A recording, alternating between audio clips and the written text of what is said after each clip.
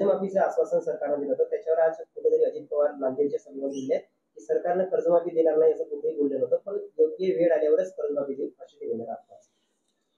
असं आहे, निवडणुका आल्या की यांच्या जिभा पलटतात.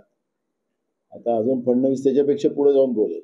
अजित पवार बोलले, मग फडणवीस अजून त्याच्यापेक्षा बोलेल, मग एकनाथ शिंदे अजून त्याच्या पलीकडे जाऊन बोलतील. त्यामुळे या सरकारवर आता जनतेचा विश्वास राहिलेला नाही. यांच्याच जाहीरनाम्यामध्ये, आम्ही कुठंच बोललो नाही असं ते सांगत असतील, तर यांच्याच जाहीरनाम्यामध्ये यांनी स्पष्ट केलं होतं की आमचं सरकार आलं तर आम्ही शेतकऱ्यांचं कर्ज माफ करू. मग कर्ज माफ करू असं यांनी म्हटल्यानंतर जनतेने तर म्हटलं नव्हतं तुम्ही जाहीरनाम्यात टाका तेव्हा तुम्हाला मतदान करू.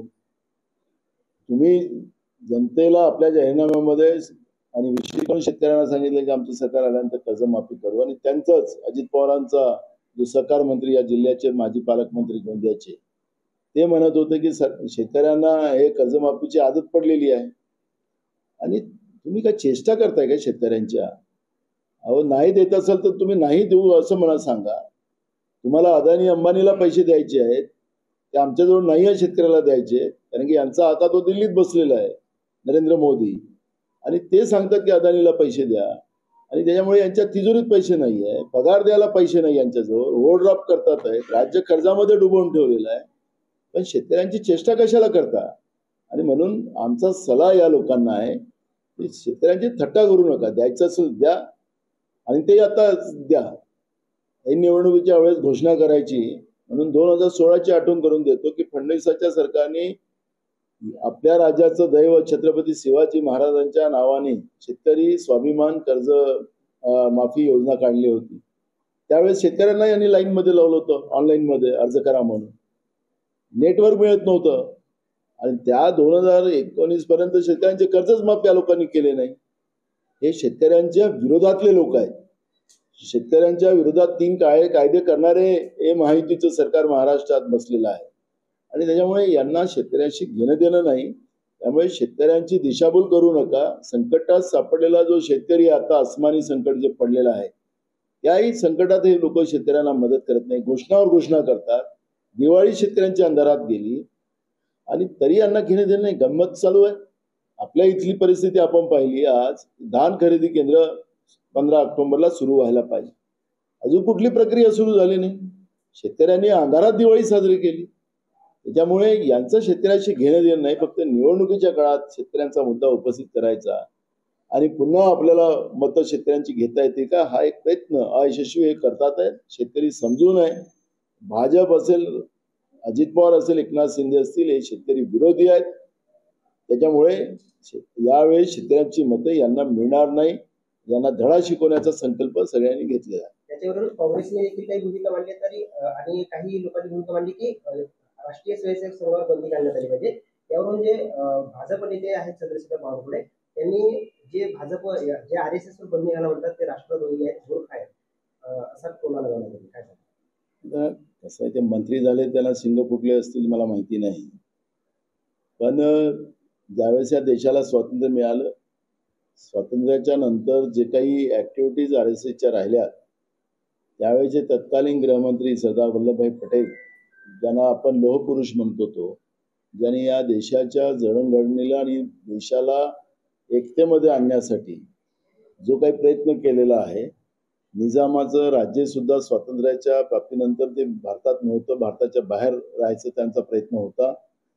हे आपला मराठवाडा असेल किंवा हैदराबाद भाग असेल, हे सगळेचे सगळे भाग हे निजामच्या ताब्यात होते आणि तीच भूमिका त्या काळामध्ये सरदार वल्लभभाई पटेलने घेतली आणि त्यांना या भारतामध्ये समावेश करून घेतलेला आहे. त्यामुळे अशा सशक्त व्यक्तींनी त्या काळात सरदार वल्लभभाई पटेलनी म्हटलं होतं की RSS वर बंदी घातली पाहिजे. मग आता हे जे काही मंत्री बोलतात आहेत या सरकारचे, RSS ची वकिली करतात की काय करतात मला त्याच्यावर जायचं नाही, पण मग सरदार वल्लभभाई पटेलला हे देशद्रोही जाहीर करणार आहेत का, हा मुद्दा या ठिकाणी आहे. त्यामुळे कोणाबद्दल काय बोलावं, लावली जीभ टाळूला आणि काही बोललं असं नाही चालणार. आखरी कायदा सगळ्यांसाठी असतो आणि त्या कायद्याप्रमाणे सगळ्या संस्थांनी वागलं पाहिजे, एवढीच आमची भूमिका आहे. भाजपचे आमदार आहेत परिणय फुके, त्यांनी भंडाऱ्याच्या नेत्यावर आरोप केला की ते 20% कमिशन फ्री करतात, मात्र त्या नेत्याचं नाव ते सांगितलं नाही.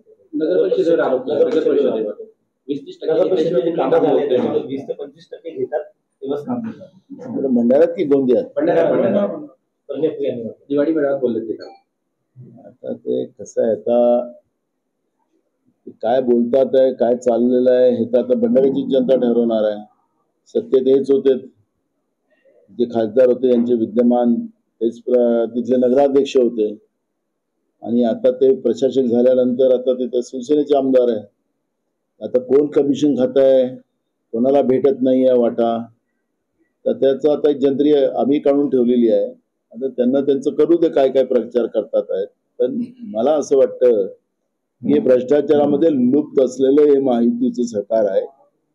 गावापासून तर राज्यापर्यंत लूट जनतेची कशी करायची याच्यावर या लोकांचं काम चाललेलं आहे, आणि त्याच्यामुळे हे एकमेकावरच आता भ्रष्टाचाराचे आरोप करतील हे त्याच्यातून स्पष्ट होतं. युतीच्या संदर्भात अनेक वक्तव्य समोर येताना दिसत आहेत. महाविकास आघाडी म्हणून सर्व घटक पक्ष एकत्र लढणार आहेत.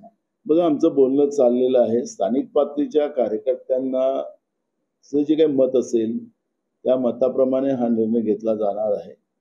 जिथं कार्यकर्त्यांना वाटलं की आम्ही स्वबळावर लढू शकतो तिथं ते लढतील. काही ठिकाणी ज्या त्या परिस्थितीत जिथं जिथं ज्या जिल्ह्यामध्ये ज्या नगरपालिकेमध्ये जी स्थिती राहील त्या स्थितीप्रमाणे निर्णय घेतले जातील. एक स्थानिक कार्यकर्त्यांना आणि नेत्यांना विश्वासात घेऊन त्या पद्धतीचा निर्णय घेतला जाणार.